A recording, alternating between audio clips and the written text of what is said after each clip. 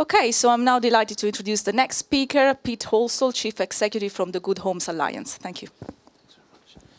Thanks very much.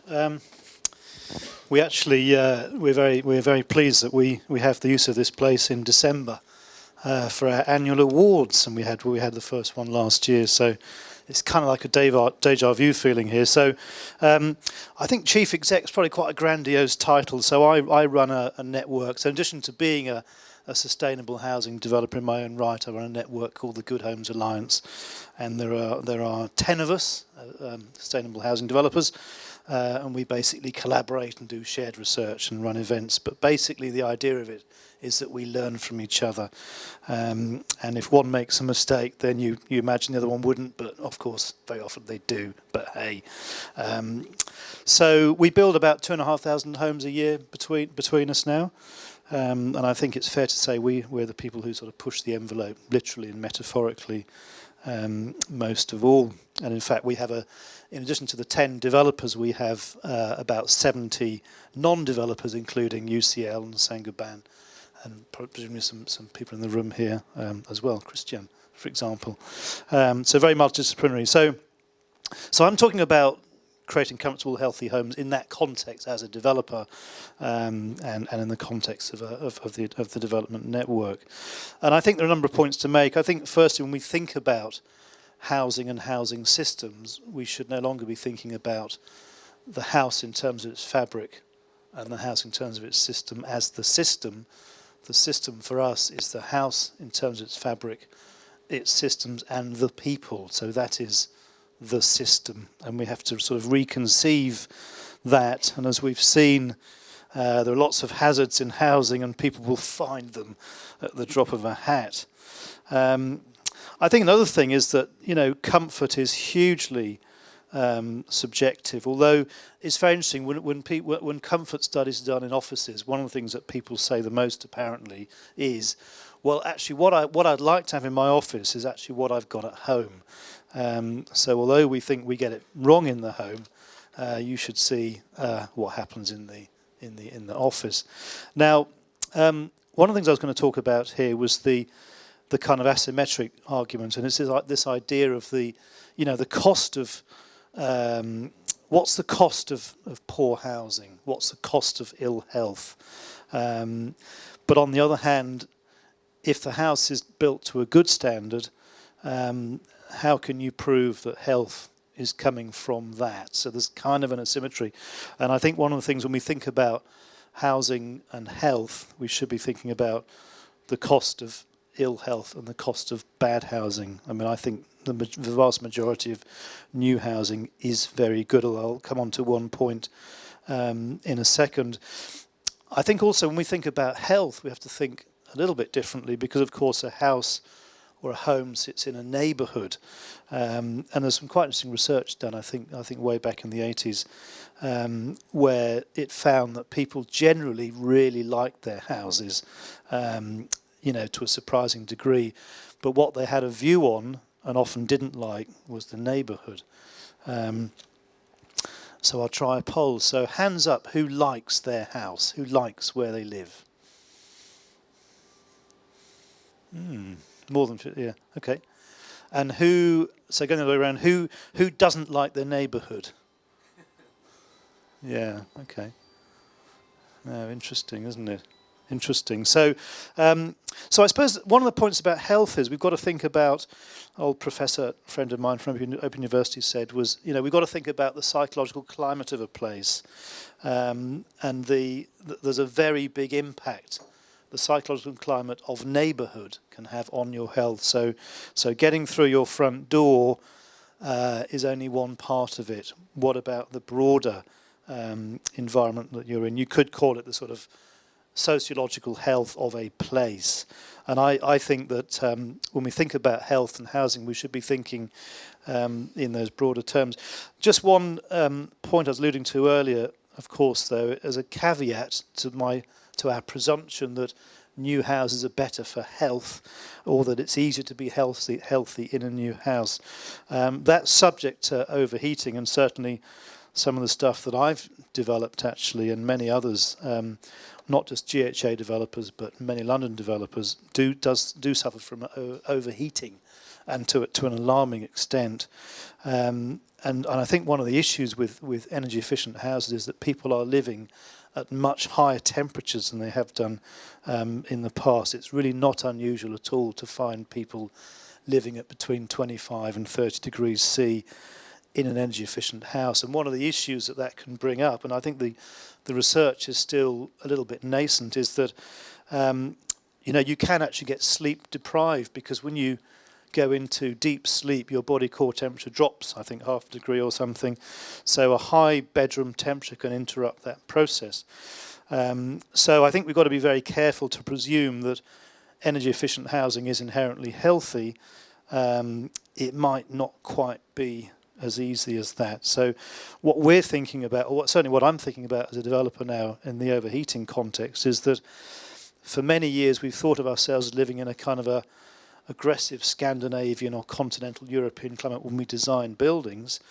I think we should be thinking more, middle to south of France, but with a lower sun, and then designing to make sure that we're cool and comfortable in summer, and then making sure and checking that we're warm enough in winter. I think we've been doing it around the wrong way in the UK for too long. As a Brazilian architecture professor said to me last year, she said, "You English don't realise that you have the same sun that we have in Brazil," she said.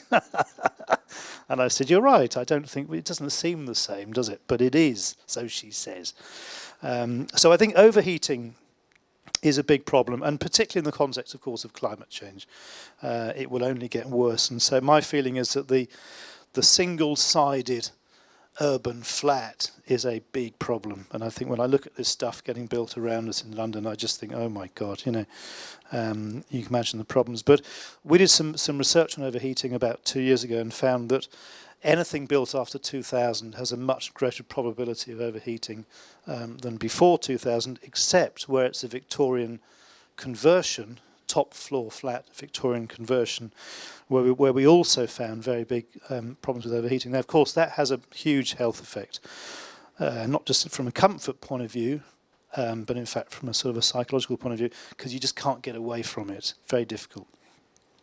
So in terms of factors, I mean, I think there are two issues here. There are very strong personal factors around health and comfort. I mean, we know what they are, but psychology, I think, and belief systems are one aspect. I think cultural is definitely a factor. I mean, I used to live in Spain, and, it's funny, sort of Spanish friends and family, they just find England terribly cold, even when it's not. It's desperately cold for them. And the comfort scientists will say, well, yeah, but you adapt to your thermal environment after 2 weeks. Well, I can tell you the Spanish don't very easily when they come over here, in my experience.